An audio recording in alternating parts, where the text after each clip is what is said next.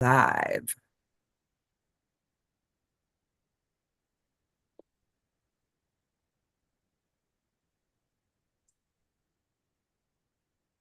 As usual, waiting for the live stream to make sure that it actually connects. Yeah. It seems like it's stuck there. So I'm going to assume that we're live. Just give me one sec to Okay. check and make sure everything is good. And if we are live and everyone is dealing with us, or dealing with me, dealing with the technology, apologies. I just want to make sure everything is good. Just give me one sec. Oh, yep. We're good. All right, awesome. Welcome, everybody. Amalia and Madelaine here. Let me just close some of these tabs so that you are fully with us and I'm not looking at a bunch of other things. Okay, perfect. Here we go. Okay, so an official hello from Amalia, Natalio, and Madelaine Parker. I don't know which side she's on the screen. She's on this side for me. We welcome you to our last cosmic chat of 2023 for the full moon in Cancer, which is occurring on the 26th of December at 7:33 p.m. Eastern. This is, it's funny. I was telling Madelaine before we got on, like this one really jumped out at me for some reason. It could be because Cancer, my South Node is in Cancer, and that I've been feeling a lot with the holidays. With Cancer, it's like home and family and like your domestic life, but it's also ancestry and your lineage. And so the holidays really bring a lot of that to the forefront of your mind, family and gathering and things like that. And I've also been feeling into traditions and different aspects of life around the holidays that have been carried on along in my family, things that I started. I actually did a post about the joy and the sadness of this time of year. Everyone's like, it's the happiest time of year and joy and grandeur and all that. And really, for some people, the holidays just suck. They just don't like them. They have had a relative that's passed. They feel the stress and the pressure of having to buy things. I was actually quoted in a Glamour magazine article talking about the holidays and how we have so much pressure on ourselves to buy these gifts and make everything wonderful and perfect and make sure that like decorations are up and you send the cards and you buy the presents and the presents have to be great. They have to wow people. And I've really been feeling into, instead of buying a bunch of stuff, what about creating experiences? Like having, planning something for everyone. And maybe you do pay for it, maybe you don't, but it's like something that's an experience that you can actually hold on to versus stuff that becomes cumbersome over time. And so this Cancer full moon, to me, I can already see where it's highlighting areas of my life for contemplation, maybe potential change. And I was looking at the some of the energies of this moon, and I'm going to share a little bit about what I see, and I cannot wait to see how what I'm seeing, how it may or may not jive with what Madelaine sees in the chart. This is kind of a fun experiment. So we have the moon trine Saturn in this full moon. And with that, to me, when I see Saturn, I think of two things. I think of potential stability, but I also think authority. So I see the potential for, and then Cancer is also very emotional. You've got this watery sort of energy. So if I'm putting that story together, I'm feeling like, especially with the holidays and it being on the 26th, so it's right around Christmas, that there could be a potential for emotional stability with Saturn, and or there could also be potential for emotional drama with like your parents, for instance, or somebody that's seen as an authority in your life. Somebody could also be with a woman, a female figure in your life, a mother. There could be a little bit of tension there, little like arguments around that because there's a push back on that Saturnian energy. Even though Saturn typically relates more to the masculine than the feminine, but we've got the moon energy there. Then we also have the moon sextile Jupiter, which I also find interesting in terms of the fact that we started the year with a Cancer moon, and we're ending the year with a Cancer moon. So what that tells me is that we're somewhat completing a story here, or in terms of whatever came up at the beginning of the year may still be a factor for you now, but the way that you view it, the way that you navigate it is likely different. And that the moon sextile Jupiter is supporting that. It's, with Jupiter is this expansive view. So there might be an ability for you to see a different path, find a different way to go, handle the situation differently. The other thing that I also thought was interesting, that this is considered a cold moon. And the reason it's called a cold moon is because it's around the time there's the first frost of the year. And with that first frost, you think about, yesterday was the solstice, and it's a time of coming in, it's a time of introspection, it's a time of really, it was Madelaine's birthday yesterday, everybody. So let's be sure to drop comments to wish her a happy birthday. And it's such a, I mean, what a cool day to have your birthday on on the winter solstice. I mean, that's just freaking awesome. And Something about that, not to, sorry if I'm breaking your thought process, but my ascendant is 0 degrees Cancer. So my sun is on my ascendant at summer solstice, exact 0 degrees. Crazy. Go ahead. yeah, so, and for people who may not know what that means, it's like Madelaine has some really potent energies at two of the most potent times of the year, from an astrological and from um like a, what is that, like Celtic traditions and different ancient traditions also have put a lot of weight on these different cycles of the planet. So it is quite auspicious and cool. Yeah. So, and then two other aspects I just want to mention, because again, these things really jumped out at me as being super important. And that is, okay, we have Mercury in retrograde right now until the 1st of January. And likely you've been feeling it in some way. Travel delays, technology issues, communication breakdowns. I know I went and got my hair cut and colored by a new guy yesterday. Shout out to Alex. I think he did a great job. Madelaine was commenting on it. Love your hair. And but we were having so much trouble communicating. I was trying to tell him, what I wanted. This is what my other gal does. And I just felt like we were just not connecting. Like we just could not understand each other. And we finally made our way through. But so that could cause some drama in your life. So we've got this emotional Cancer, and we have some of this communication issues and just things that just don't quite click in. So just be aware of that. And this is what I find particularly exciting about this moon, is that Chiron, who's been in retrograde, turns on the 26th, the same day as this full moon in Cancer.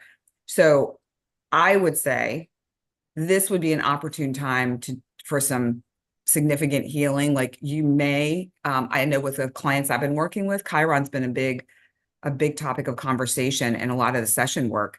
So I will definitely be highlighting this when my client sessions coming up as well. This is a time to really heal those wounds, and particularly because of the Cancer connection, to heal wounds that relate to the mother or the feminine.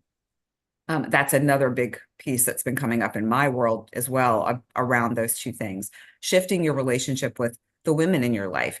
And maybe relationships in general may need to change, and some may need to fall away to make room for new ones, from your found family or soul family, that the people that you choose, that you really feel drawn to, that you have a connection to, that may not be of your biological family. So for me, I feel like there's a lot of really beautiful potential and possibility with this full moon.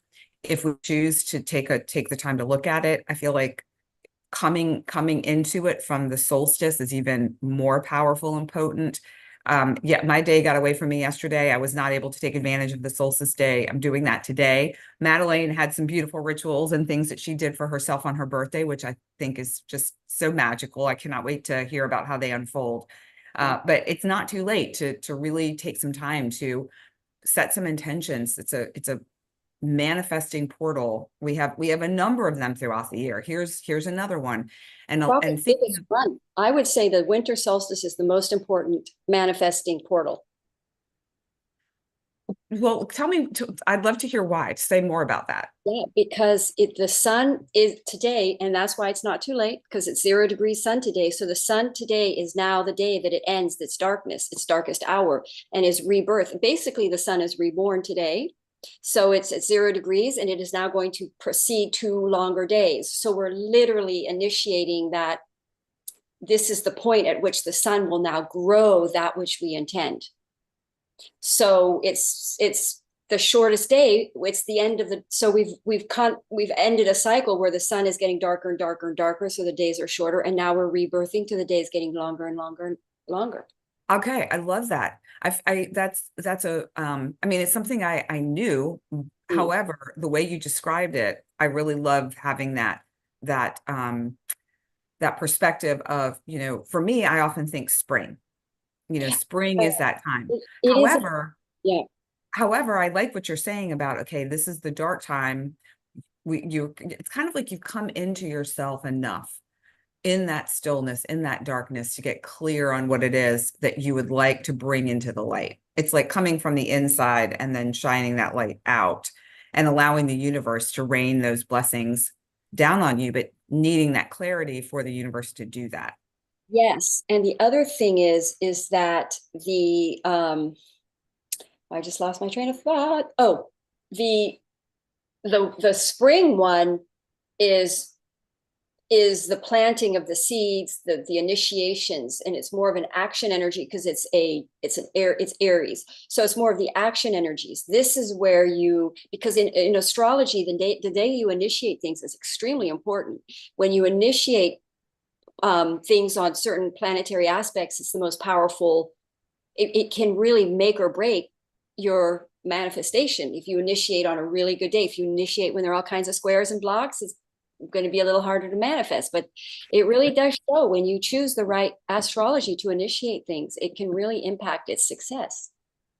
So it's great to initiate, especially right now when these are such great energies. Right now, we've got so much great stuff to talk about. So when there's trines, and I'll show you, but when all these things are going on, and when you initiate things, it can really especially when there's these trines with Jupiter and Saturn, sextiles with Jupiter, trines with Saturn, you're going to see really good chances of success in that which you initiate right now. So, question for those who might not be catching this. Destiny. It's in alignment with your destiny. Yeah, go ahead. So a question based on when people might be watching this. So, because we're doing this a little off schedule, so there may be people that don't catch this until maybe the weekend. So Yeah. what would you say, Madelaine, from an astrological perspective? I mean, typically there's it's a 3-day orb. It's like the day of and the day before and after. Would you say with the solstice, it may be even, we might have a larger window, or would you say it's kind of tight here? Real tight, because you want to do it on that 0 degrees, the sun at 0 degrees. It's like the rebirth. Okay. Actually a kind of almost a void sun, but it's not. But it's very, very new. It's very clear. It's very fresh. It's a new sun, as it were. So you do want to plant. You do want that clarity to come in. You want to align that clarity of what you want to manifest for the year. And some say technically it's the real new year. That's why New Year resolutions don't work, because they do on the 1st of the January, Yeah. which is really astrologically significant. So on this point, though, at 0 degrees, you're really capturing that energy. You're aligning with the sun, and you're initiating with the sun. So, Okay. Well, so and this, I'm like, I the feel like, moon is in exaltation. So it's a great day. Do it today if you can. If you've missed it, try it anyway. I'm sure you'll be fine. well, But you know what? I feel like yeah. it's best to have clarity. So if you don't do it on a day that the sun is at its prime and the energy is at its prime, it's still always a benefit to have clarity on what Yeah. it is that you're looking to move towards and what Right. it is you might be letting go of. And I'm likely going to make a video about this, but this is something too that I wanted to share, is that I've been kind of playing around with the words surrender, release, let go. Like you hear those all the time in spiritual communities in general, and I personally have such an issue with it, because it's like, Yeah, but like how? Like how do you surrender? How do you actually let go? How do you release? You know, it sounds all great. And I've practiced and played with so many different things, but this is the latest one. And I was sharing this with friends last night at dinner. And it's basically like imagining whatever that thing is that is weighing on you. And then imagining you holding your hand out. You can even physically put your hand out in front of you and imagine that thing, that worry that you have. Maybe it's financial, maybe it's a relationship query, whatever it is. Give it shape of some sort of physical shape or form. And then imagine it in your hand and holding it, connecting with your heart, connecting with what it is that you like to call in, clarity around whatever that is, or the release of that so that you can let it go. And then literally move your hand and hand it over to the universe. Come Yeah. back to your heart, gratitude, gratitude, gratitude, and then just allow whatever to show up, to show up. And I've been playing with that, and I don't know how well that will work or not, but when I have done that, I felt a sense of uh, lightness. I felt lighter. So I feel like there may be some beauty and magic to that. Yeah. And Add to your method, I'll tell you what I do, and it is really good to let go of something before you manifest, before you write your manifestations out, before you do a little ceremony around that, which I do with my candles, and I meditate and I write out what it is, I visualize it, write it out. But before you really do want to release, so what I do is I write everything down on a piece of paper that I'm letting go of, and I go outside and I burn it, and then the smoke yes, goes to the gods. yeah, I that's mean, true. And I love that one because I mean I'm a Leo girl. I love fire. It's just fun. And I bring fire into almost every ritual that I do. But sometimes you can't.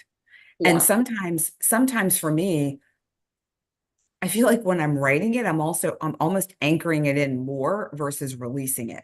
Like it's maybe a two-parter for me. I might need to do both. I'm not sure. Like, but you know, will find their sweet spot. But you're absolutely right. Writing it out and then burning it and letting it fly away. Feels really cleared up. Yeah.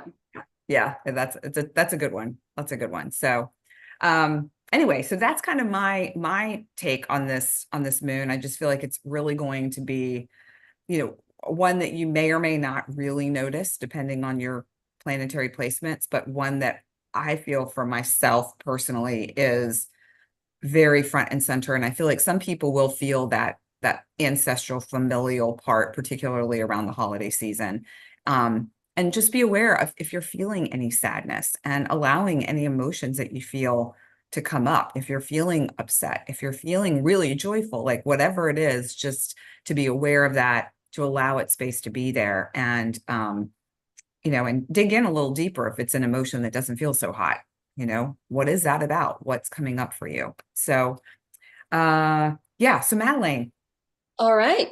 Well, I guess I'm just going to jump in and start sharing if that's okay, yeah, because do it. what I want to say is right pretty much needs to be looked at.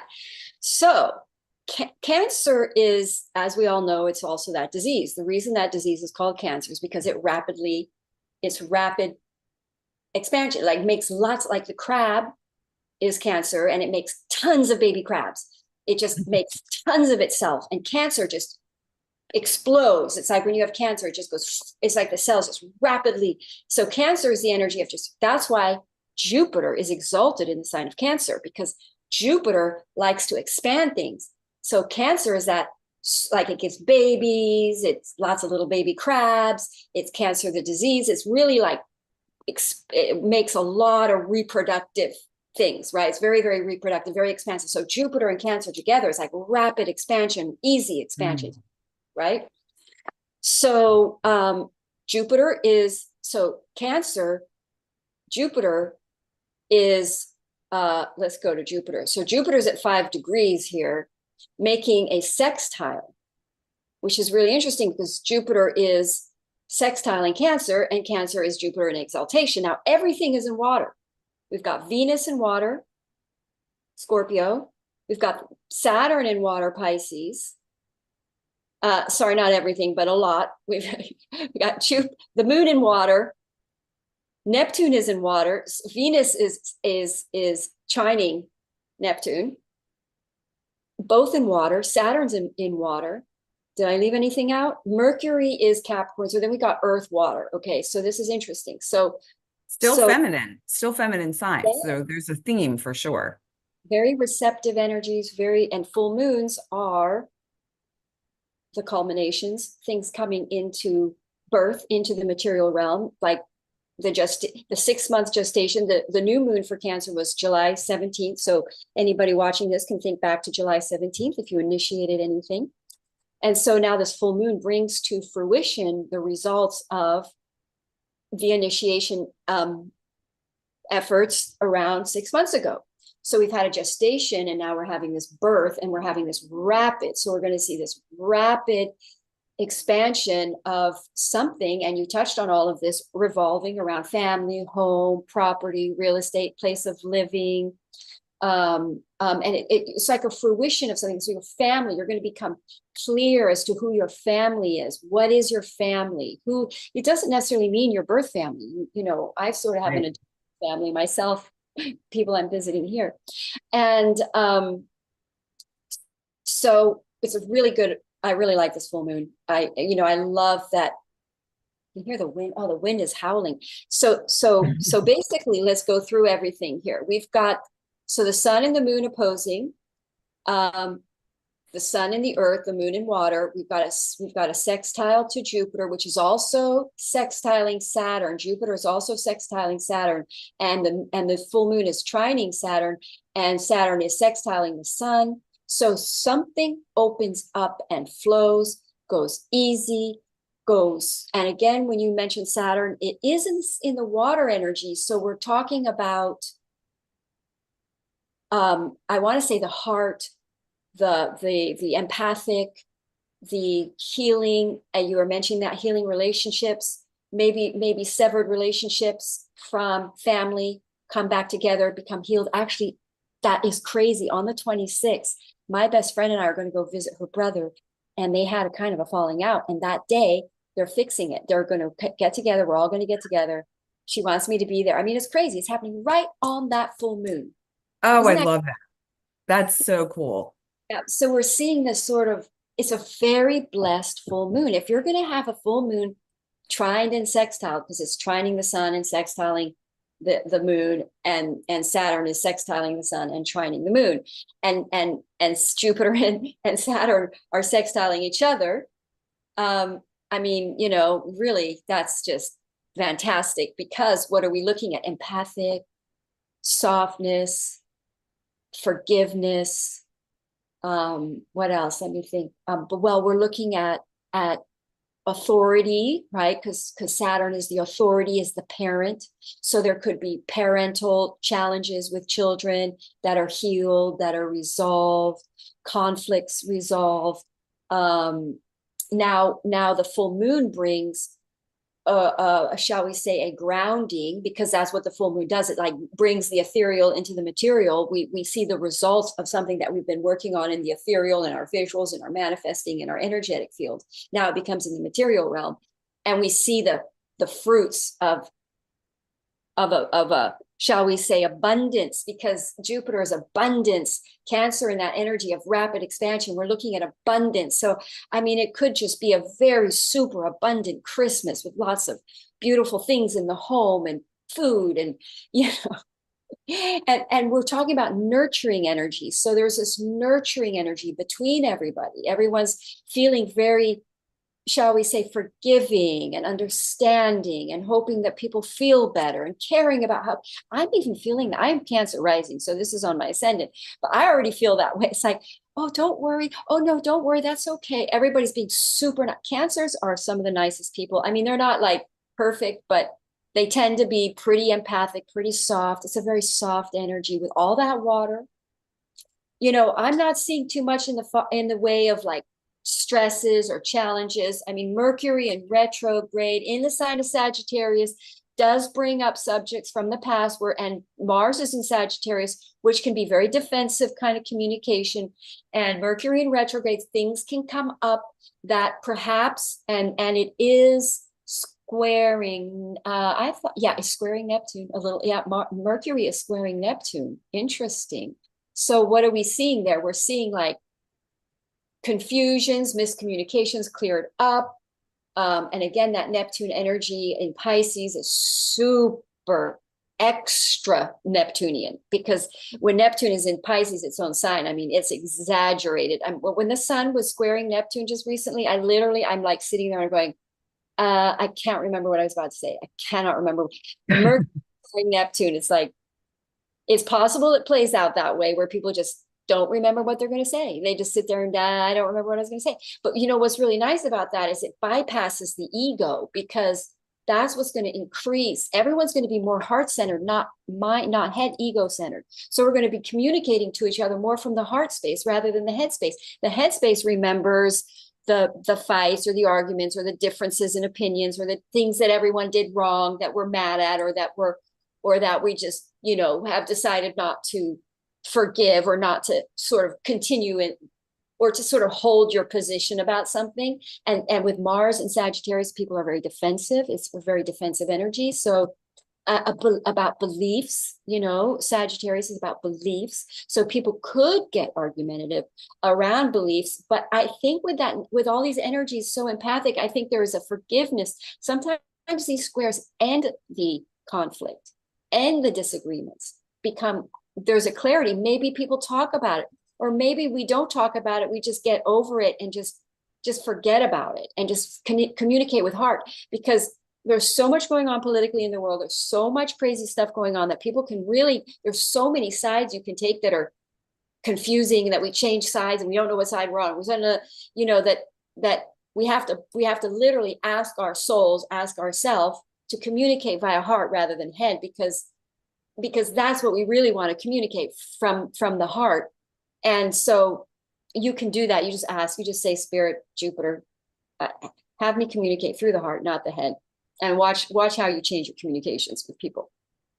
And all of a sudden things can be dropped, issues of conflict can be forgotten, and we're nurturing the family back. We're pulling the families back together through challenges. And here's the thing about family, and this is an important topic because the sun is going to be in Capricorn. Family are your karma. You can't choose your family. You're born. Now we have family that we choose, that are our friends, that we make our own family. And I've made a wonderful family of my own from friends and things. But the family that you choose, that you're born into, you don't choose. Why are you born into that family? Why are you born into those people? Because they bring karmic lessons for you, and they're not easy. But if you run away from them and you block your family away, you're not learning the karmic lesson. So your family is forced on you. You have to deal with these people your whole life. So in these full moons, you can take those relationships and you just, because they're your family, you want to maybe just, if they're not nice or something about them and you don't want to continue relationships with them in your family, this full moon is going to have you develop unconditional love for your family, because that's all in your head. And so that's the karma we're here to learn with family. The people that you're born with in your family are teaching you big lessons that you have to learn how to get over so that you can learn how to love somebody. They're going to be something that in your head you think is not lovable, or you think makes that person non-lovable. Well, if they're in your family, you're literally here to learn how to love the unlovable, how to learn that which you perceive to be unlovable.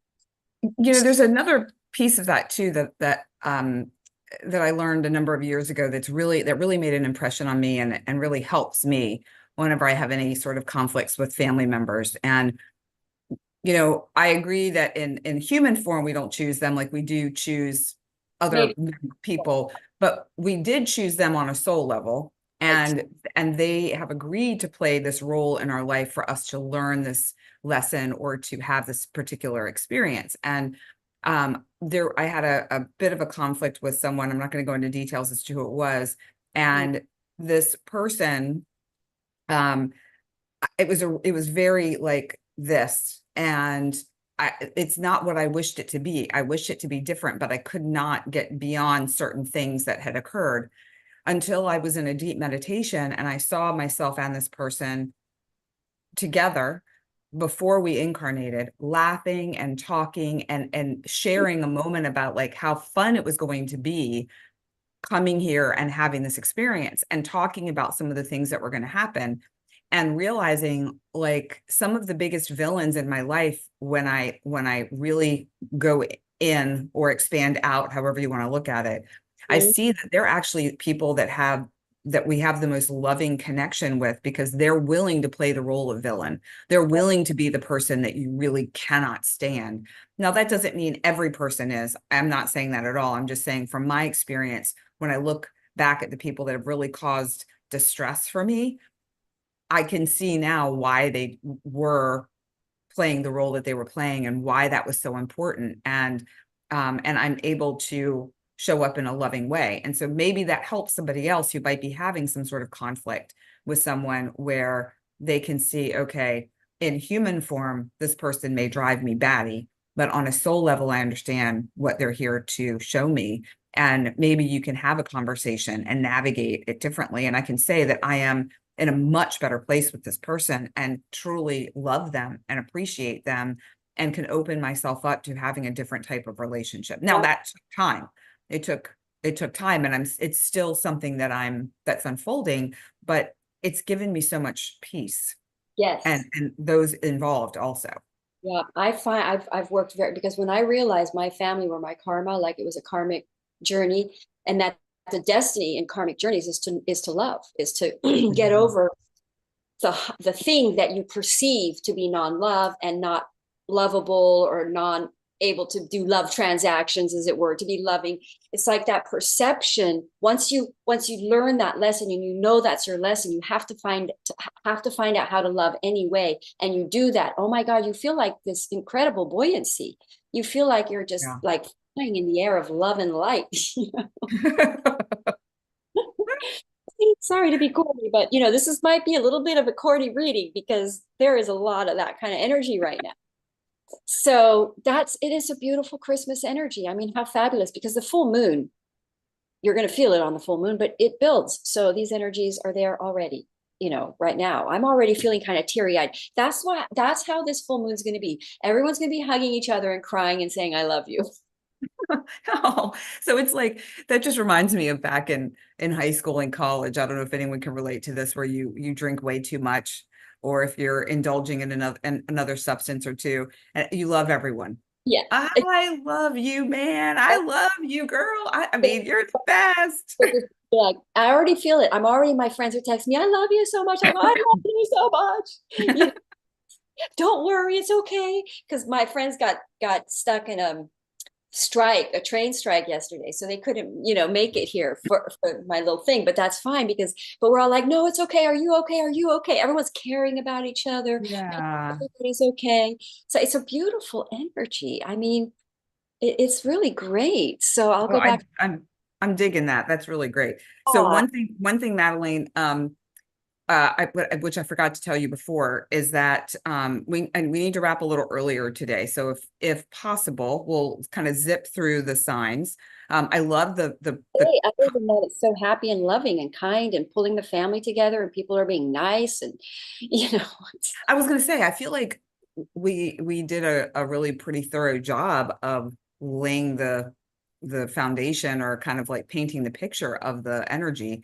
oh, Um, let me just make I, sure I'm not forgetting anything. I'll just look. Remember that beautiful, beautiful Venus to Neptune trine. I mean, that's just lovely.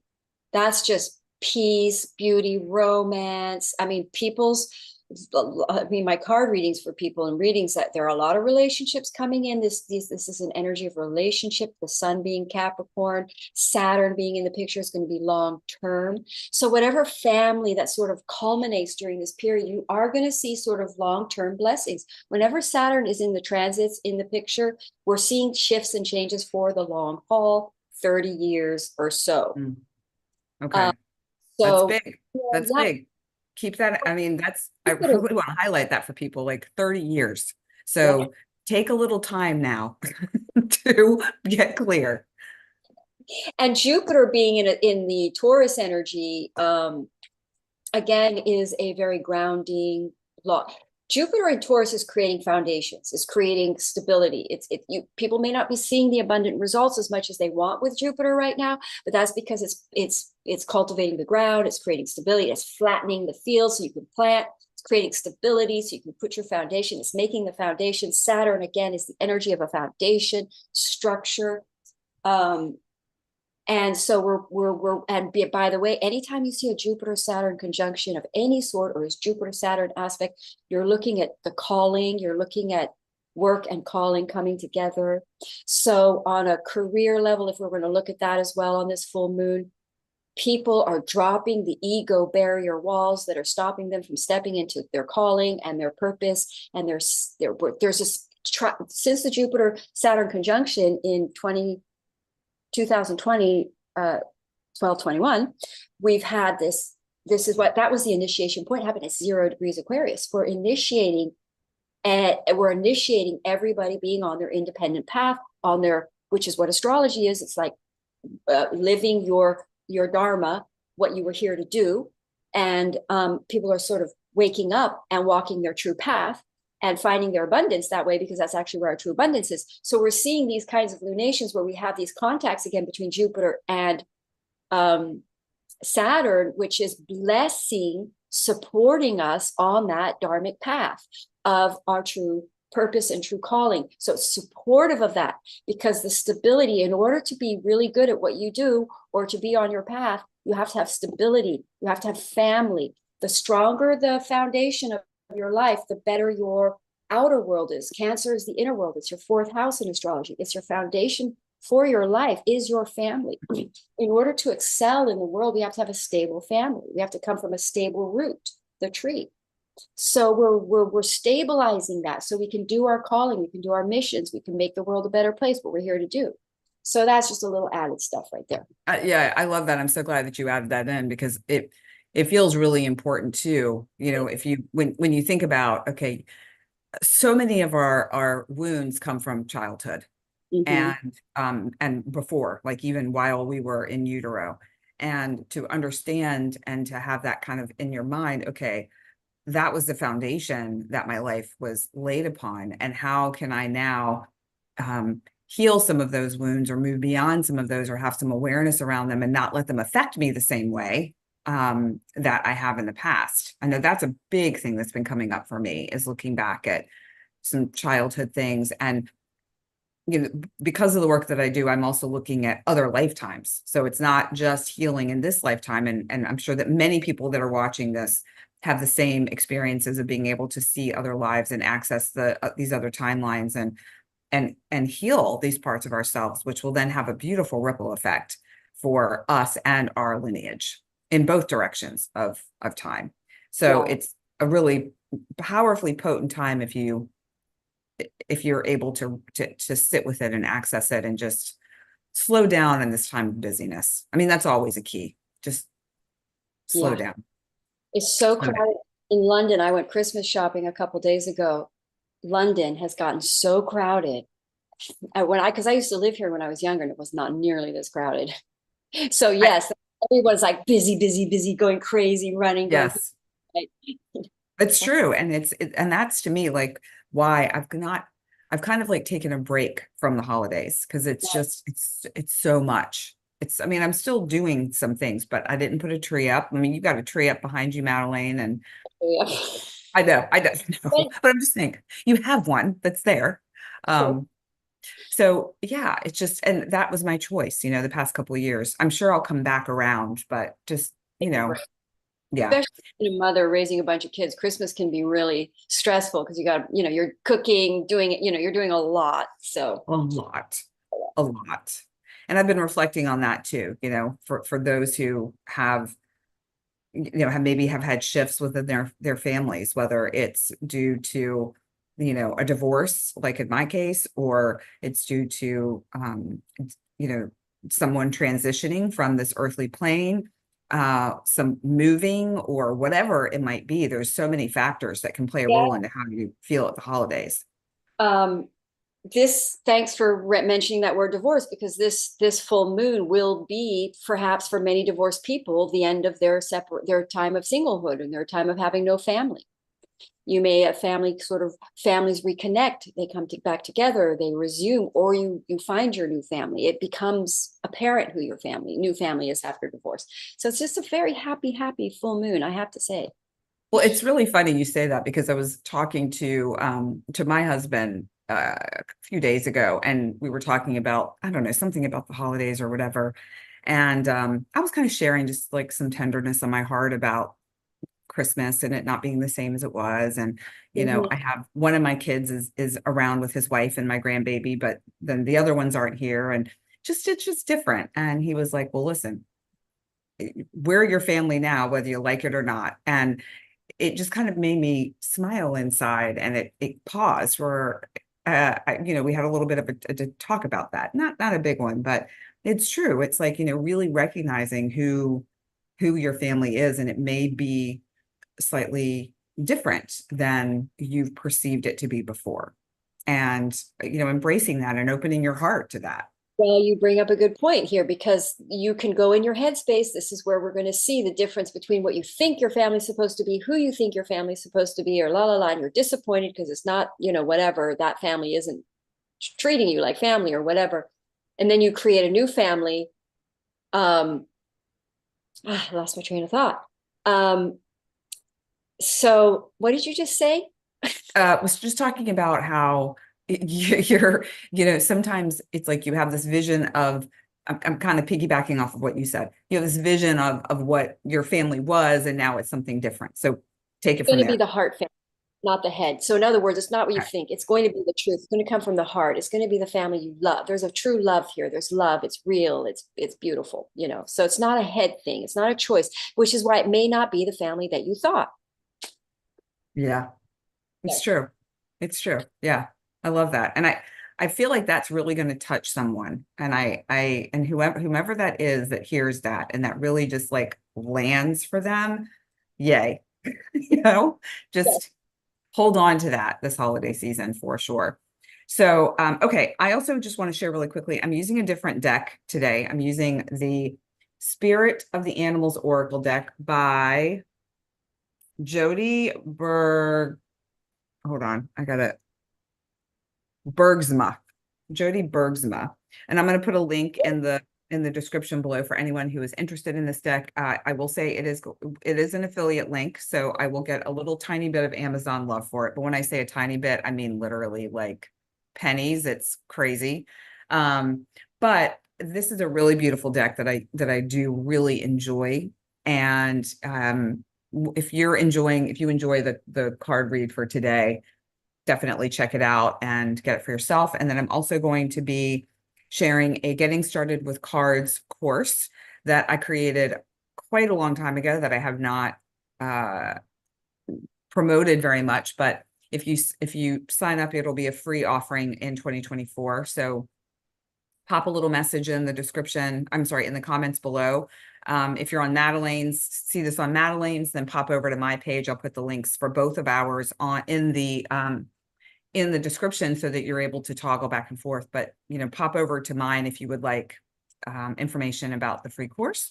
And if you would like my Moon Magic Insight sheets that I share with my email newsletter people, and it helps you follow along with the moon cycles and see how things have changed and see what's showing up for you, and you get a place to set your intentions. And it's just a great tool. And that's free to my email subscribers. So drop a comment for that too, and I will put you on the list. All right, Madelaine, you want to start with Aries? I'm done with my promotions. Yeah. Okay. Aries. You guys have Cancer, Aries, Aries. Let me just get this on the right page here. Let's go to And Aries. actually, before you get started on that too, I just want to also highlight Madelaine has some astrology basics classes coming up as well, that for those that are watching this and want to learn more, she's sharing some information. And Madelaine, will you share some of the details on that for folks if they're interested?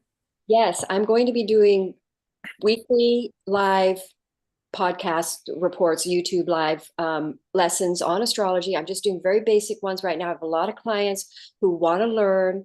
They keep asking me to learn. So I'm just going to pop up some introduction free videos, introduction to astrology, just to get people started.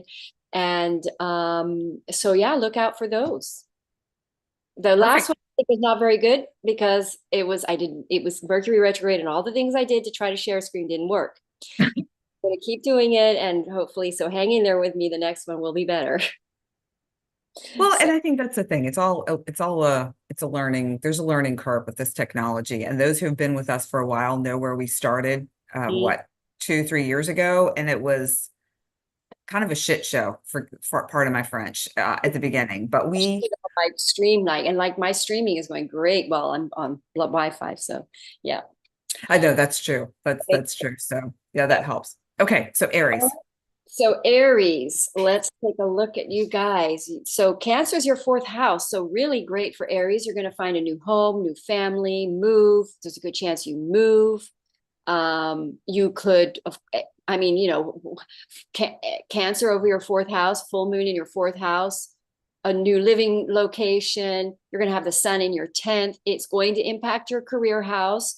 So some sort of so let's say, for instance, you get into a relationship. This could be a relationship transit for you because you move in with someone, and then you joint mission, you joint that Saturn Jupiter sextile, you become on your calling. Usually you have soul contracts with people around these kind. In other words, a soul contract or relationship comes in, you move in, you live together, or you move completely. You're already in a relationship, you move completely, and then it alters your work situation, or it is because of a work situation. The full moon illuminating your 10th house, a new work situation indicates a move. But a new family is going to be very good, very positive new situation. I actually know an Aries rising who a job situation just fell through, and now they're going home because it was a traveling job thing. They're going home now. They have to re-examine their work plans and all that. So they're now thinking of moving as well. So it's like we're looking at a big shift in your living situation for, of course, the better, and it's going to go very easy. These things that are going to appear now in this full moon is going to be remarkably easy. It's going to sort of happen without much effort because of those sextiles and those trines. Maybe a little effort with the sextile. You got to put on the gas pedal. I always drive when sextiles and trines. I take road trips on those energies, and all you have to do is put a little inner pressure on the gas pedal, and it's just go. No lights, nothing. You just flow. That's what it feels like. Anyway, so you're going to have Neptune in your 12th house, which is very interesting. That must have been very Neptune in your 12th house is probably making you very confused about some beliefs, or like not sure where to believe, or whenever Neptune transits a house, it creates confusion and non-clarity. So with this trine though from Venus there, it's going to be a good money. That's a good money trine. And the 12th house is long distance travel. So perhaps long distance travel is in the picture. Or shall we say a karmic relationship, someone from your, not karmic, but someone from your past, you could call it a karmic relationship, but a karmic relationship comes in and you commit and then you move. And, because Venus trining Neptune is a very romantic kind of a true love energy, divine partnership. What else should we look at for Aries? Saturn in that 12th house, you're going to be going through about 3 years of either moving to the country, moving out into, and I actually know that Aries, he bought a house out in the rural of Hawaii in the country. So you're going to be and he's going to be rebuilding it and working on it for 3 years at least. So you're looking at restructuring something about travel, long distance, could be work related as well. And let me take a look. What else do I want to look at here? Jupiter, Taurus, where's your Jupiter? Second house, fantastic. Good money. This is a good money. It'll be really opening up your finances, flowing things better for you financially. Okay, go ahead. So we have the polar bear. Oh, Let me see if I turn this light off. No. Okay, so we have the polar bear. I'm trying to get it into a place where you can see it pretty well. This is mystical. So when you have the polar bear here, it's like there's a wisdom. It's almost like you have a shaman within yourself. So when you were talking about Saturn in the 12th house for Aries, I feel like this card relates a lot to that. Like really kind of going in deep 12th house, closing out some cycles, getting ready for a new 30-year cycle, and being able to go into that mystical world, that also that inner intuitive knowing, and prepare yourself for what's to come. I mean, and Aries is initiatory, so it's, when they take action, they're just going. It's Yeah. And, that's a white bear. So it's kind of purity, and it's a 12th house, which is karma. So it's almost like karma's been cleared now. So some forward, like you can live with your true love relationship. Maybe you've been in karmic relationships. So now you get to go forward with the true one. Or if you're already in a relationship, you've cleared a lot of karma. So now something gets to go forward. You can now initiate a new living situation cleared of some sort of karma. But yeah, interesting. Well, I love that. And the other thing too with polar bears is that they're, bears they're family oriented, if you will, similar to elephants. So when, you don't want to mess with a bear cub, because the mama bear is going to tear you up. So polar bears are similar in that way. And they also, the mama bear up for the cubs really wants to help them, like really give them that what they need as far as their wisdom, like teaching them how to hunt, teaching them how to fish. I mean, animals do this so beautifully, but particularly polar bears. It's in one of my other card decks, it's the leg up card. It's like the energy of giving you a little bit of a boost. Now is excuse me, now is the time for that little bit of a boost in whatever form that comes in for you, but it's likely through a wisdom, like some sort of nugget of information that will really help you. So polar bear for Aries. All right. The Taurus. So you guys have your Jupiter in the first house. Oh, by the way, Jupiter goes to the end of the month, right when Mercury goes direct. So yeah, that's going to be great. Things are going to be going forward. Jupiter people, things will start happening more, which is great. And Mercury people. So you're going to have Jupiter stationing direct soon in your first house, new beginnings, new independent, very confident, feeling ready to start something new, this is about Jupiter stationing direct in your fourth house, in your first house with the Saturn trine. So it's some kind of a work project goes forward. Feels very flow, very supported, abundant, all that. And so with the full moon in your ninth house and third house, wow. So that's kind of like a work family or people that are around you. You sometimes that can indicate a moving because you change the people that are around you. You can get into a relationship. Sometimes I've seen people with full moons in their third house get into a relationship, and new people are around you, a new job, a new neighbor moves into your area, because the third house is people that are around you. It could also be a writing project. Now with the energy of Cancer there, it could be very heartfelt. It could be it could involve family members. It could involve a family member. It could also be that you are, because the third house can also be short distance travel, but let me just look at the aspectings of all this. So Venus, the third house, Venus is in your seventh. Oh, wow. So if you're single, Taurans are going to have relationships open up very possibly, but if you're together, perhaps something, wow, Venus sextile trining Neptune in your 11th house. So something social media related, work involving partnerships, business partnerships, are perhaps writing projects really look like they're opening up and happening and going forward with some sort of facility, some sort of ease. And it's, with Cancer there's also, there could be an important family member could move. And so now in order to connect with them, you have to do a lot of short distance traveling. That could happen. And it's trining that seventh house of relationships. So there's contracted partnerships involved. It could be a business with contracted partnerships involved, and it involves social media because it's Venus in the seventh house trining Neptune in your 11th, which is all about social media. You've got Saturn there for the next 3 years, restructuring your social media or your network group or your tribe.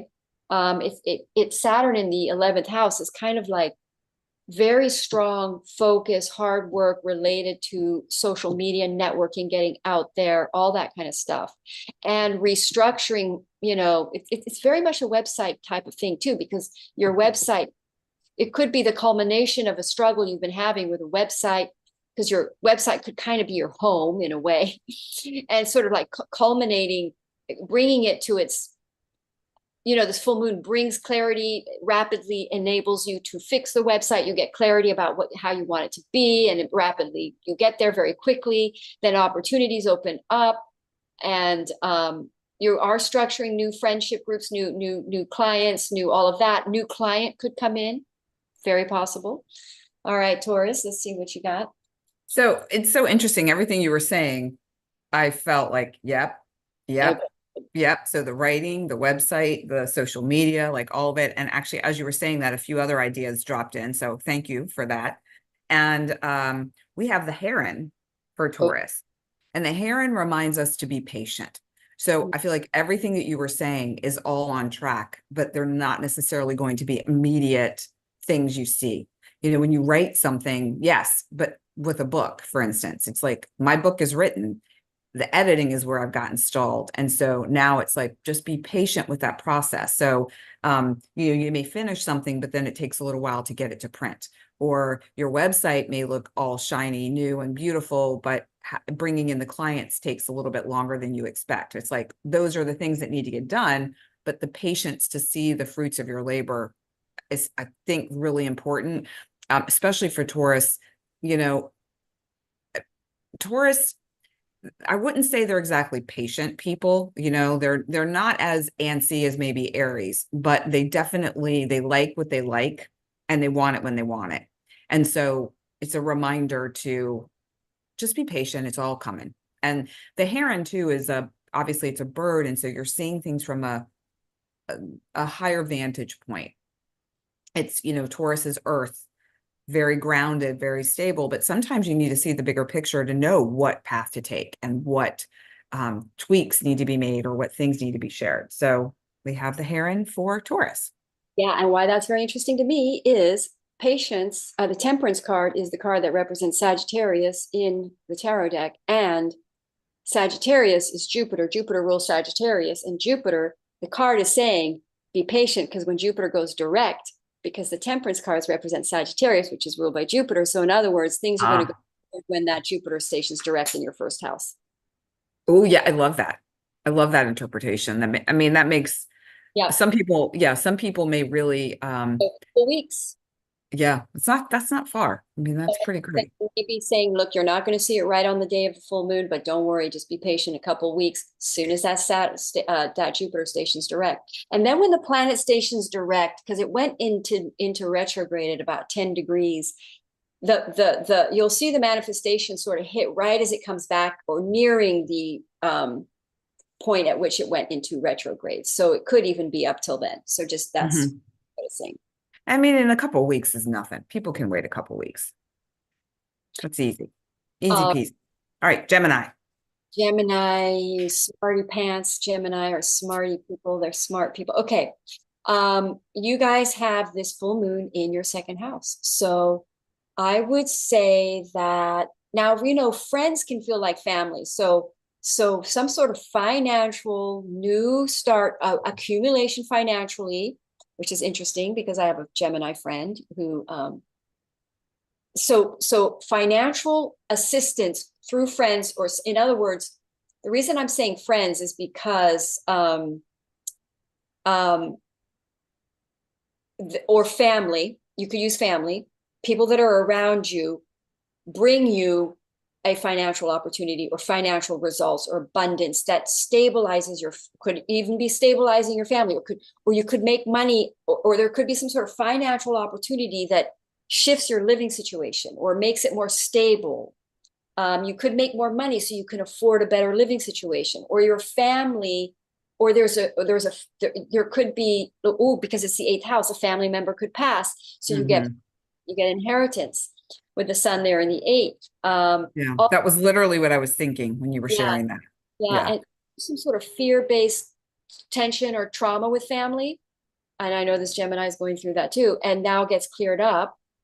And then somehow there's a financial expansion from it, or there's a agreement around finances. Like, for instance, maybe there's a conflict in family about inheritance over the family, and now it gets cleared up and everybody agrees and there's coherency. But this does bring a financial reward of some sort. And with Jupiter there in your 12th house, again, it could be long distance travel in this story, or all, you see, there's a karmic situation involving family that gets cleared, totally cleared. I know a Gemini person that's going through that. And Saturn in your 10th house, restructuring your, so this is career related as well, because Saturn is in your in your 10th house. So it's almost like your career now is stable, is stabilizing career that makes you good money. Like your career stabilizes and you are now confident about making money. You now have you feel more secure long-term, stable in your career. Like you see that finances can be stable for the while for you. You feel confident about it. And so something comes to fruition, something happens that you go, yep, I don't have to worry. Things are going to be good. And the family, some sort of financial benefit that, maybe you decide to, maybe you have a mother and you decide to support her and help her out financially, but something good happens to your finances that enables you to be pretty generous, I would have to say. Second house can be income and also spending. It can be a full moon showing something that you do need to spend money on for the family, but with all those sextiles and trines with Jupiter, it's part of your destiny, it's part of your calling, it's your dharma. It's cleared, the karma is cleared for it. It's part of maybe the karma clearing. Maybe you were owed money karmically and the family now gives you the money that you were owed. Things like that, or an inheritance. You could get land. You can, the second house can be lots of things. You could, beautiful things, possessions. You buy a beautiful possession. You suddenly, your career takes, you have a nice strong career boost, so you can afford to buy something beautiful. A lot of people, when they have planets in the second house, they spend money on beautiful things, I notice. Anything else I should mention here? With that Neptune right on your descendant, sorry, Venus is on your descendant, trining Neptune in your 10th house. Wow. So descendant could be a new contracted relationship or relationship that really is great for your career. You could suddenly become involved in a career project that makes you more money with a contracted relationship that feels like family. That's a really close person. They could even be your family, which then really has a big boost in your career. Okay. So we have the Lune for Gemini, and this speaks about intuition. Okay, so in terms of what you were sharing about what's going on with Gemini tends to be very mental, they're in their head a lot.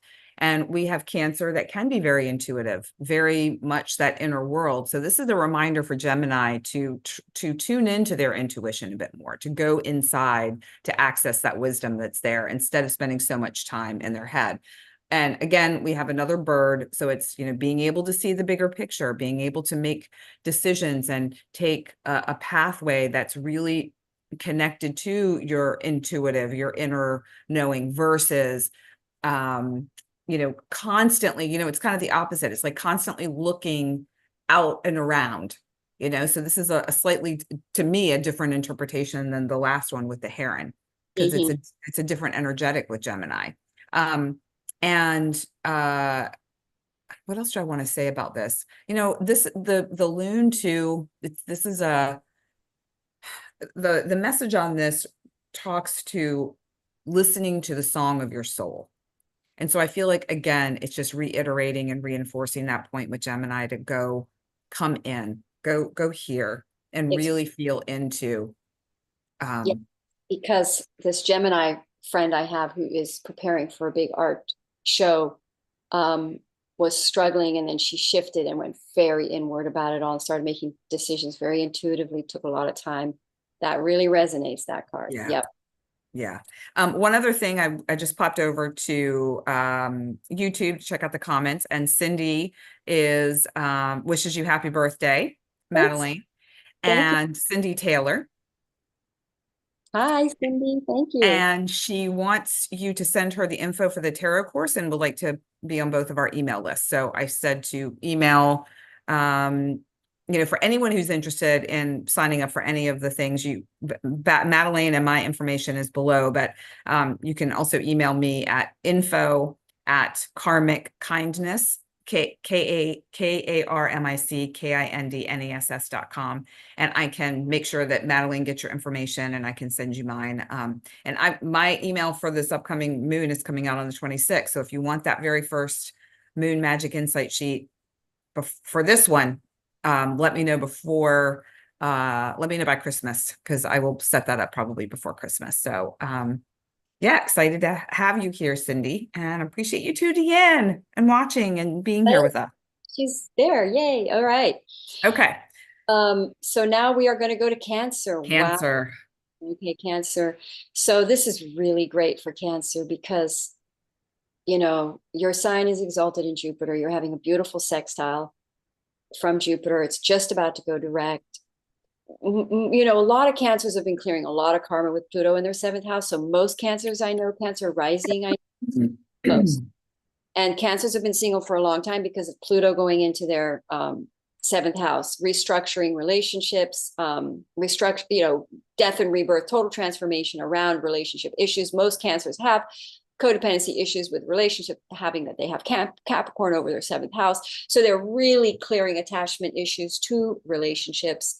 So this is sort of like the prize, because it's Saturn, which rules your 7th house, is sextiling your 1st house on a full moon. It's in water. It happens to be on my moon, which is really great. So Saturn is in your 9th house. So there's like this, and it's a really good energy. The 9th house is always pretty lucky no matter what planet is there. So for Cancer rising, you're going to have this sort of flow, this ease, and family, absolutely the strongest for you guys.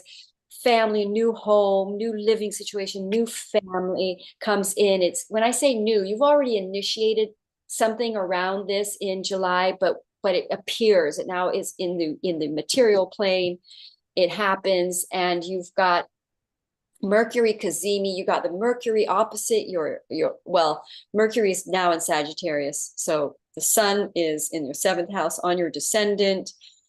So it's very much relationship. This very, very good chance that most of these single Cancers are coming into union, into their true partnerships, because if they've been clearing codependency issues, it is to not get into karmic style or shall we say the wrong relationships anymore. And so now they're really preparing for the right relationship. And with Mercury in retrograde, you could already know this person, and it was your attachment issues that caused separation, or they may have also been in some sort of inability to be ready for a relationship themselves. But what we're looking at for most Cancer rising is a harmonic resurgence of relationship, family, and it can be a contracted relationship as well, business partnership as well. But with Jupiter in your 11th house, I mean, that's really lucky. That's good. That's good luck. With sextiling Saturn in your 9th house, the 5th, and then you've got Venus in your 5th house. Oh my gosh, sextiling Neptune in your 9th. And if for some people, for later in life partnerships, the 9th house can be later in life. Let me say that again. The 9th house can be later in life partnerships. So, ooh, that so resonates with someone very close to me. Yeah. So can you say one more time, what is the aspect that would connect to? What's in the 9th house? Oh, this is crazy. So they've got Neptune in the 9th house in the sign of Pisces, which is super duper, like super pure divine love, right? Okay. And it's trining Venus in your 5th house, whereas a friend, a friendship now perhaps turns into a relationship, with Mercury in retrograde, really close to your descendant in your 7th house, 6th house, which can be frustrations, irritations. There could be an argument that comes up from someone from the past, but you have to get over this, and then you have union. You come back together because you've got Jupiter in your 11th house, which in Vedic is your second marriage. So for Cancers that have been struggling on a long journey to heal codependency issues, to transform their love energy, as it were, to be prepared to receive love. Cancers have a hard time receiving love. They give too much, but they're water. So they have to receive, Mhm. which is what they've been learning to do on this journey. Because when you have Capricorn over your seventh house, there's wherever you have Capricorn in your chart, you're going to have a fear-based attachment issue. So, and this kind of goes around the chart for everybody because Capricorn follows in everybody's chart. I can usually pinpoint where someone's having some grippage issues, fear-based. So you've really healed this fear-based grippage on relationships. So you're getting this flow of this opening up to a relationship coming in. If you are in a relationship, Cancer, we're seeing a transformation in your relationship where there's this flow. And again, we're looking at soul contracted relationships because we have Jupiter and Saturn sextiling in these houses. So your soul contracted relationships are coming in. So you're going to step into soul contract. Let me see anything else. By the way, just to talk about Pluto's at 29 degrees. It's anaretic degree. And there's a lot of intensity going on in the news and in the world, but in people's lives too, we're seeing it is going to go back to 0 degrees. I think 29 degrees again next year, but we're really done with this transits here. So we're really resolved. We've really learned some big, deep lessons. I feel like a lot of Cancers are going to feel ready now for the relationship of their dream, or the one that divinely is intended for them, their true love. Let me just see if there's anything else. I think that covers it. Okay.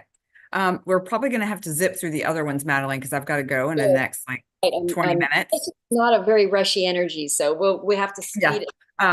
But so we have the lizard regeneration for Cancer, and you use the word resurgence at one point when you were talking, and it feels similar. It's like, having this ability now to kind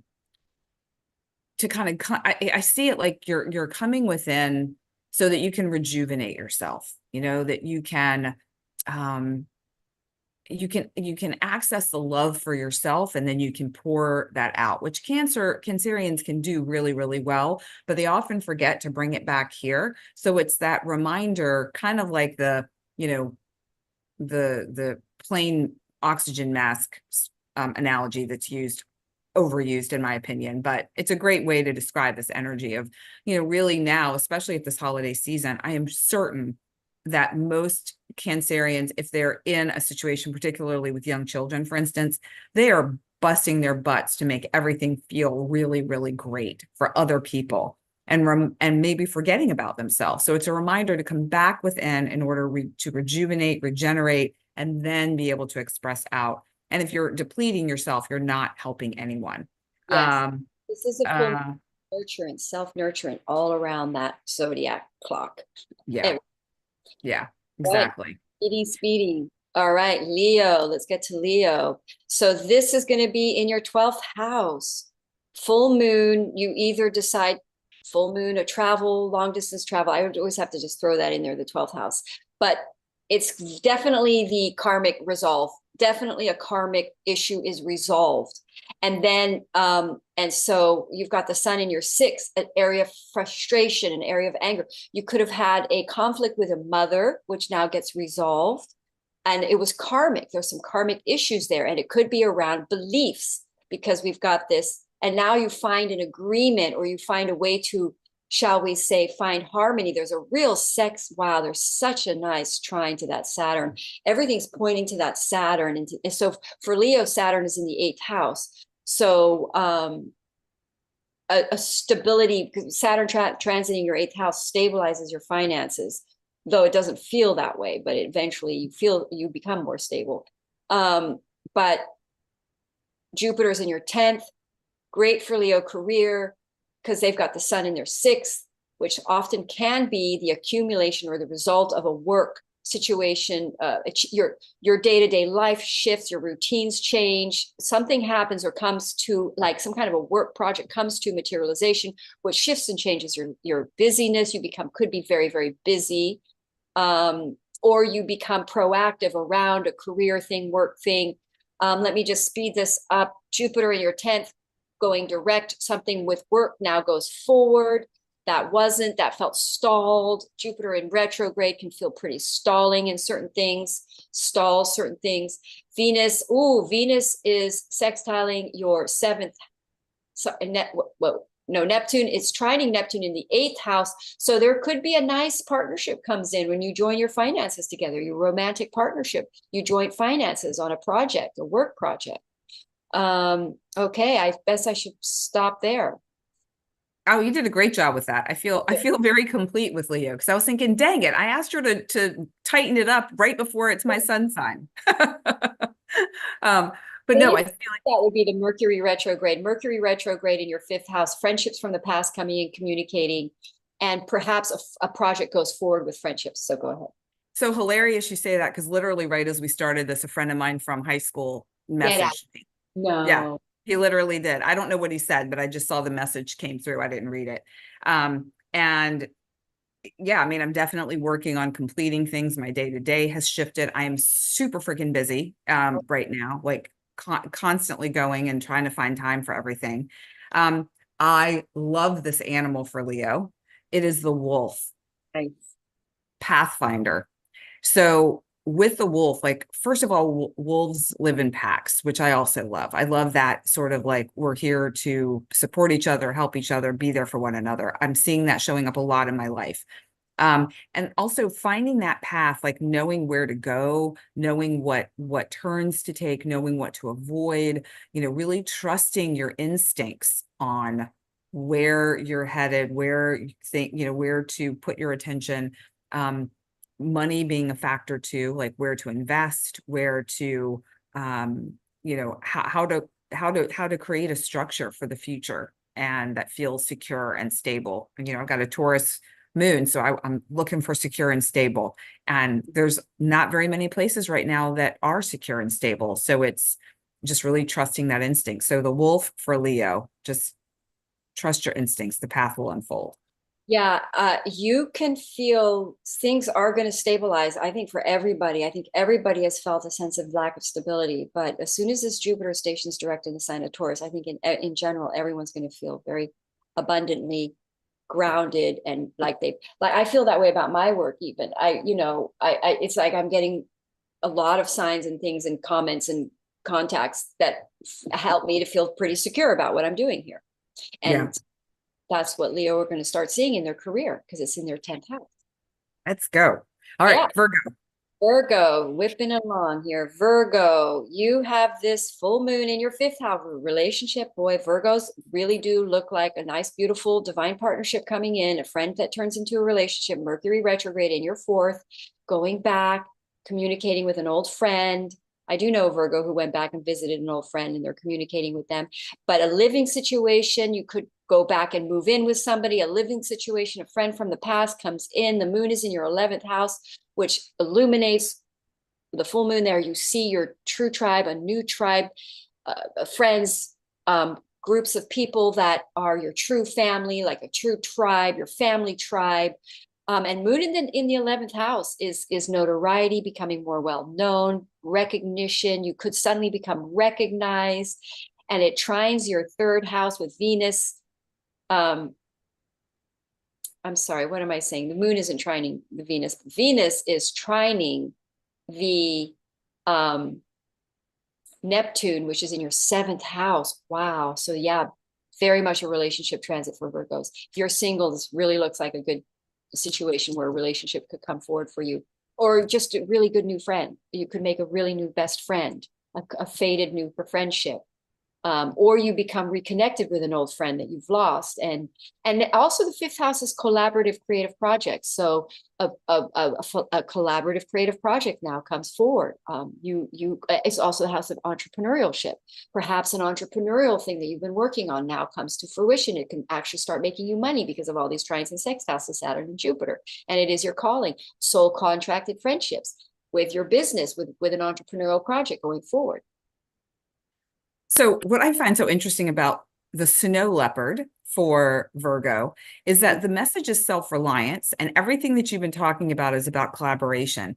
And so what message I take away from this, because it's kind of the opposite of of what you were sharing is that there's a key component to the collaborations is trusting in yourself, relying on yourself in terms of knowing that you will be able to add benefit to whatever collaboration you work on, to know your value and your worth, and to know that if you even had to do it on your own, you could. But what a gift to have an opportunity to collaborate with others and to be in a position where you get to work with other people. So, I feel like Virgos tend to be those who are like, I'll get it done. Like I can do it.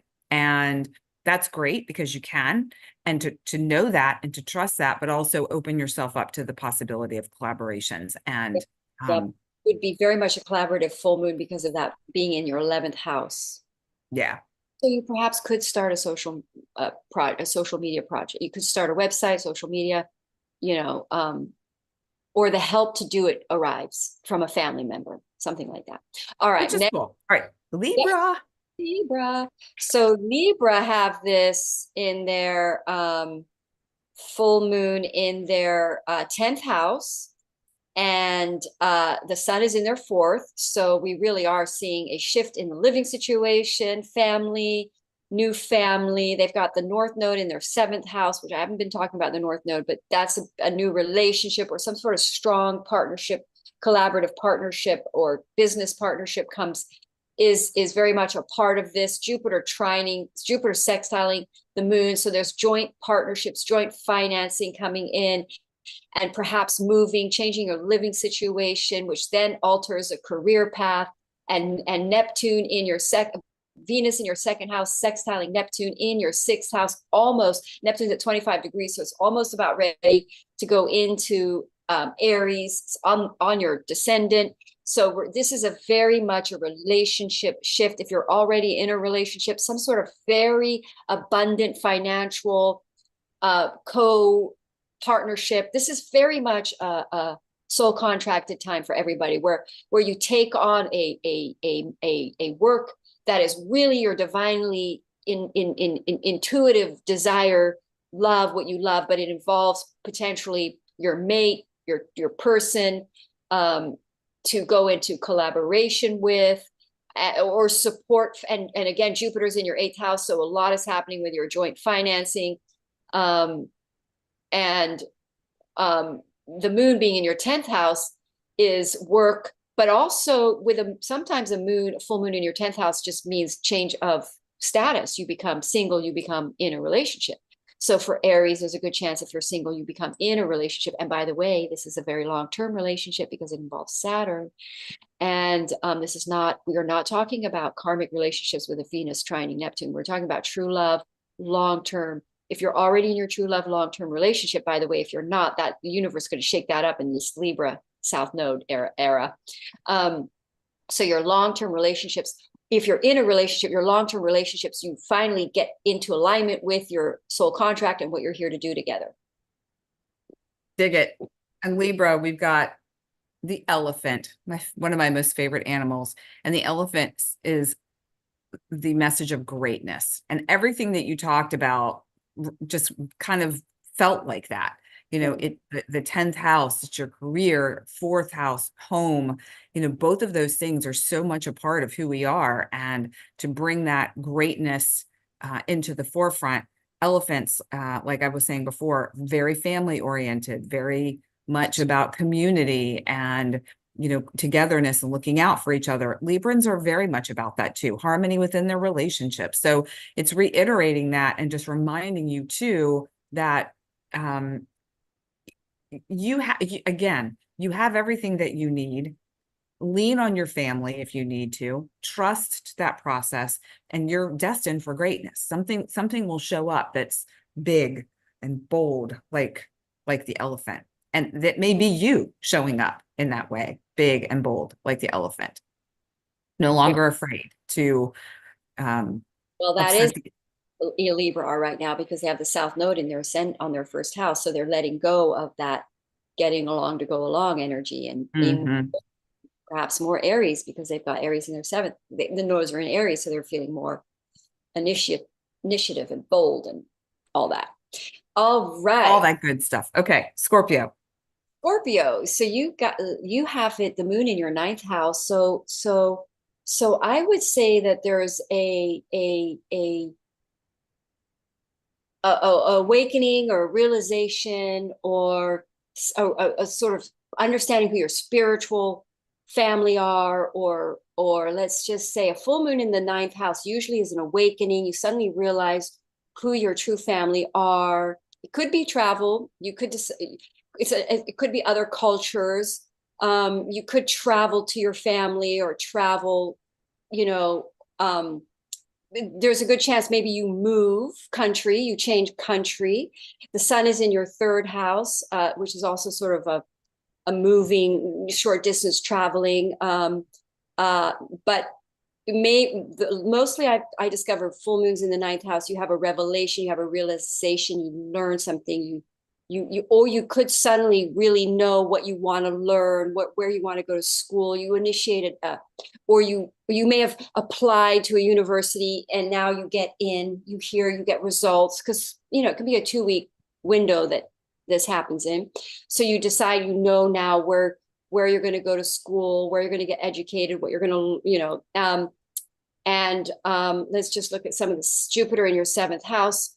When Jupiter goes direct, a relationship could go forward, a partnership or just relationship. And then Venus is in your first house. So sextiling Neptune, wow, trining Neptune in your fifth, there could be a relationship there coming in, or a friendship that's very blessed. That's very, I do know a Scorpio who is about to get into a very divine partnership. They've been separated for a while, but it's really starting to work out. So a commitment could come in with that Saturn coming in. We're looking at maybe commitments coming in. That's the other thing I want to add to all of this. Saturn in your fifth house. So committed, a new structuring, restructuring relationships to a committed situation. Anything else? Okay, well, there you go. Jupiter's in your seventh house. A lot of bells and whistles in your relationships houses for this full moon. Go ahead. The deer is talking about love. Ooh. So there we go. And the way I also read this card too is it's love of self first, and then allowing the love of another to be part of that story, and the higher wisdom that comes from that deeply loving relationship that you have with yourself. Because if you are connected to that part of you, then you're able to access even more higher wisdom, more information than if you're totally focused outside of yourself or focused on these like material aspects. You miss things, or you can miss things. So deer is a reminder of love, which I love. Yes, because Venus is, they've got Saturn in their fifth house. So we are looking again at soul contracted relationships that are part of your destiny, for that your projects or work, or shall we say, you could have a child. Yeah, but, yes, be careful about that, for sure. Okay. All right, Sagittarius. Okay, you guys have Mars and Mercury in your sign, Mercury in retrograde. Venus is right on your 12th house cusp there to your first house, and it is trining Neptune in your fourth. Wow. Very nice for Sagittarius. Potential relationship, past life relationship. I met my past life relationship person with Venus transiting the 12th house. It's in direct motion. So you could meet your true love, your person. It's in direct, which is a good energy for that. And it's trining your fifth house. It's trining Neptune. So it could then open up a new living situation. I know some Sagittarians that are definitely looking for new living situations. So a relationship comes in that is your true past life relationship comes in. If you're already in a relationship, you've cleared a lot of issues between the two of you, and now things really flow and open up, and you can take the relationship to another level and start soul contracts, and live and change your living situation, rebuild your house, renovate it, change it, because you've got Saturn in your fourth house for 3 years. And then, or you restructuring your family, your living, you move together. It could take a while, all of that. But if you are in a relationship, it could just be that, and Venus is aesthetics. You could suddenly decide to make your home bigger and better for your family. Jupiter in your moon is in your eighth. Should focus on that. The moon is in your eighth. So the full moon culmination could bring you inheritance, which sometimes means somebody could pass. But joint finances is very much in this story for you. Joint resources together. This looks like relationship stuff again. I mean, this is really kind of a strong message for everybody. Like, if you're not in a relationship and you've been single for a while, this could be the time that you really pull yourself into the right relationship, creating a new family with that person, and you have a soul contract with them, and you joint resources. Full moon, you could also decide to go. I know Sagittarius that could wanting to borrow money or invest in things, and so you suddenly see a financial opportunity that you can invest in things, maybe with your family, a joint investment with your family. You pull your money together, invest in a piece of property. That could happen. Well, we've got the bison that's giving the message of abundance. So fill your life with goodness, Sagittarians, because this is the time. Don't forget Jupiter's going direct for you guys. So yoo-hoo. Yeah. Yeah, it's a good one. Yeah, I don't feel like there's much more to say on that. Bison, abundance, fill your life with goodness. There you go. Bam. Basically, Saggies, things are going to be going forward for you guys soon with that Jupiter direct. Things are going to go. Oh, wait, what am I doing? Okay, so now we're going to go to Capricorn. So you're going to have the sun in your first house. So, and then the moon is in your seventh. So it really is another relationship transit right there. That's a big one. There is no escaping. It's a bit repeat message here, but yeah, and it's trining Saturn Jupiter is in your fifth. Wow. So yeah, Jupiter's about to go direct. So friendship could turn into a relationship, which then means you move and you start a new family. Or a person comes in and lives with you. If you're married and already in a relationship, there's a nice trine to the fifth house. You could get pregnant and have a child, or you could start a creative entrepreneurial business on your own, but family support, or with a friend, because it's fifth house is friend, or family. Again, Cancer is all about that. Cancer in your seventh house, relationship.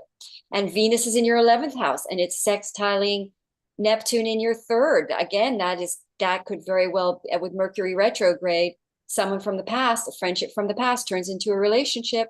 You could be doing a lot of short distance commuting to go see them. I think I better keep ripping along here. I'm just yeah.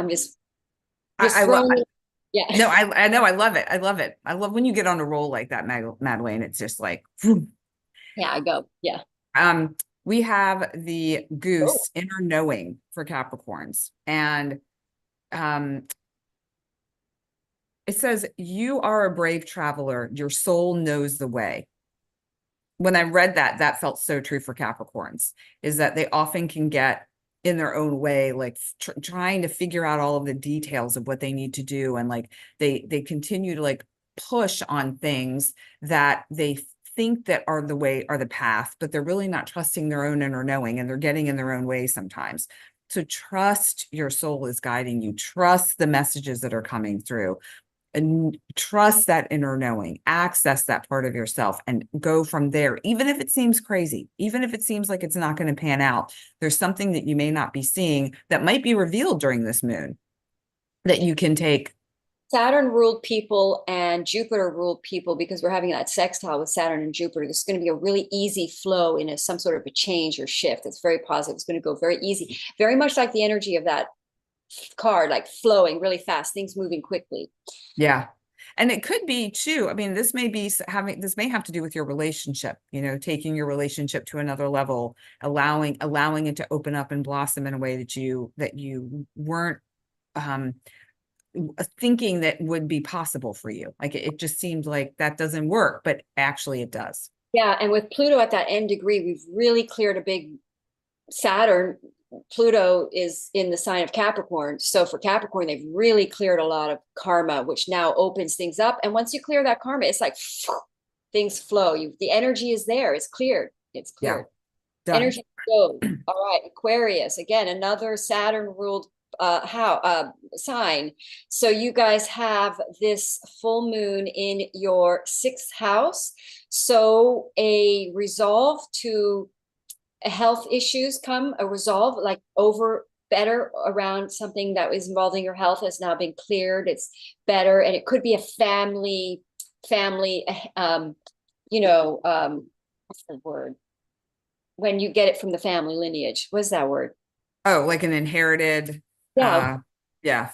you know, Um, in your family genes. yeah, You know what I'm talking about. So yes, yeah. a gene type disease that is in your family, you now have a fix on, a resolve, but also a project, a busyness project could involve family. You've got Venus trining Neptune in your second house. Venus is in your 10th house. Wow, great for work, career, flowing, opening, abundance, things moving quickly. Again, remember, Cancer is that rapid movement, that rapid expansion energy that Jupiter is also sextiling.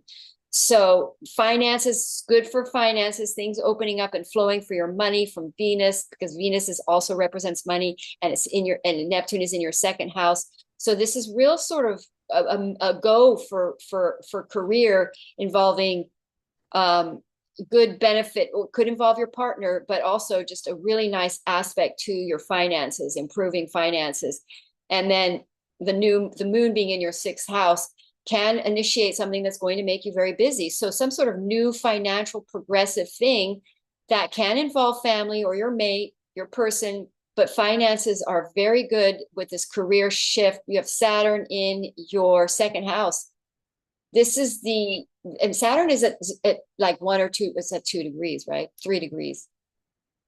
So 2 degrees. So we're really just looking at the initiations of this a new way of making money that will be very stabilized by the end of this 3 year transit. So we're seeing the beginnings of this journey to a new way that you're going to be making money. And it's trining Neptune. So it's very blessed. It's very spiritual. That's another thing I need to mention. This is all very, very spiritual rather than material.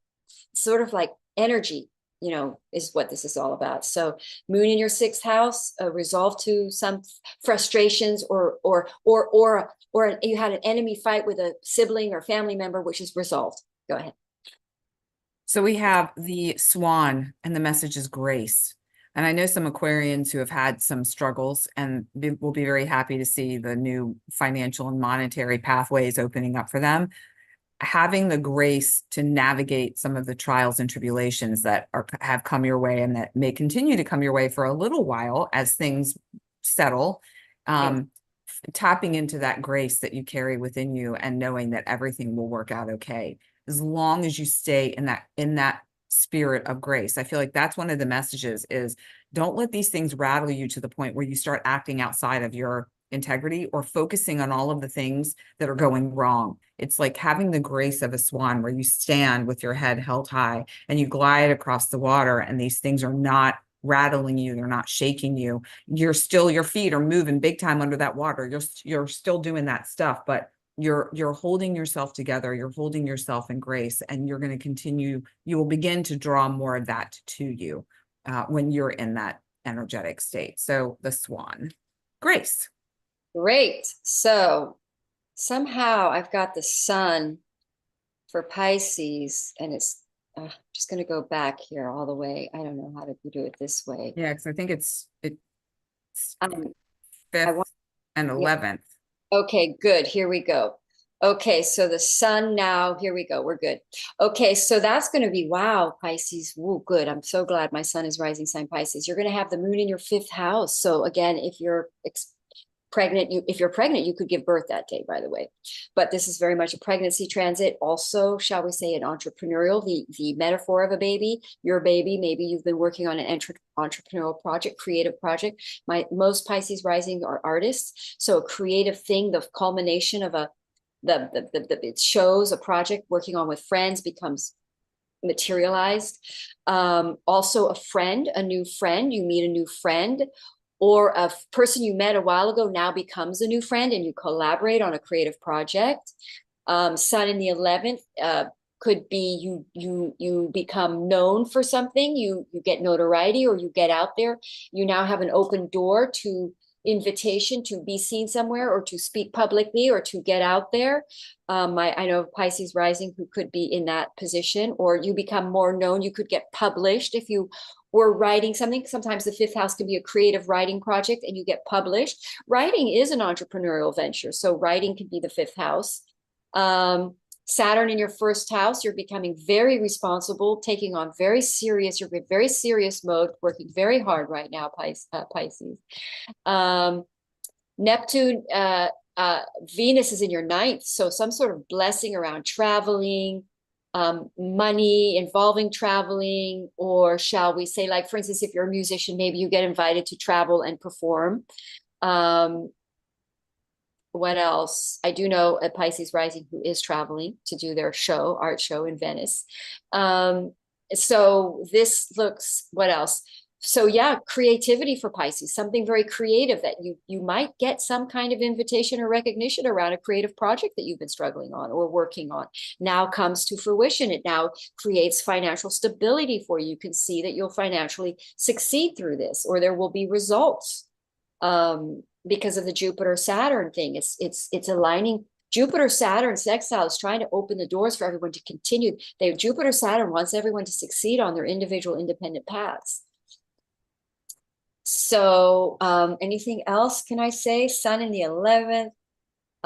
Jupiter is in where the heck is Jupiter? In your third house. So business, writing, website, communication, writing, all of that stuff all opens up, and there's some sort of ease going forward for everybody on their dharmic path, really an open door for everyone. If I was to conclude, the whole message is that we're really seeing things finally opening up and going forward. We may have to wait for that Jupiter go to direct, especially for Pisces, because you're ruled by Jupiter. So be a little patient, but go ahead. So 2 cards came out for Pisces. And what I find so interesting about this is they are kind of what we often think about as like 2 animals that don't get along, or there's like contention. However, they're 2 of the most popular animals, the dog and the cat. So I found that so interesting that both of them came out. So the cat is independence, the dog is friendship. So as you were sharing about the 5th house, that's romance, but that can also, there could be a friendship bond there. 11th house, friends. However, there's also the sense of independence with Pisces, where it's like you really do need to be strong. You do need to be independent. Again, intuition, being able to access your inner wisdom, trusting that, and then finding those people, the collaborators, the friends, the 11th house people to support you on that mission. So people that are truly your friends, because most rising sign Pisces have been going through karmic thing around friends groups, tribe groups, and now they discover who their true friends are and who their true tribe are. Sorry, go ahead. Yeah. So I mean, that all ties in together. So it's that sense of independence and that sense of group, that sense of collaboration, that sense of tribe. I feel like just a really beautiful something good happening where they become recognized or seen, the 11th house. Yeah. So great. It's amazing. Thank you, Madelaine, for all of the juiciness that you shared. I'm just looking to see if there's any more comments over on YouTube. I think we're good there. Yeah, so please do reach out to Madelaine or myself for information about our upcoming events, some of the freebies that we're offering, and whether you're seeing this on my page or Madelaine's page, pop over either way so that we can get the information to you. Our emails are below, so message us, leave comments, share, like, follow, all the good stuff. It really helps us out with getting this message out, and we thank you and appreciate you for being here. And I was using a microphone that I thought was muting and it wasn't, and I was coughing earlier, so I'm sorry if I was like coughing in everyone's ear. I thought I was muted, but I wasn't, so apologies for that. And yeah, we just thank you for being here. We wish you a happy holidays. Yes, a magnificent holiday, a happy full moon, and we will be back here with everyone in the beginning of 2024. Yeah, Capricorn, new moon. Capricorn, new moon. Yep. Yeah, it'll be a goodie. All right. Thanks, everybody. Bye, everybody. Good times. Bye. Bye, Amalia.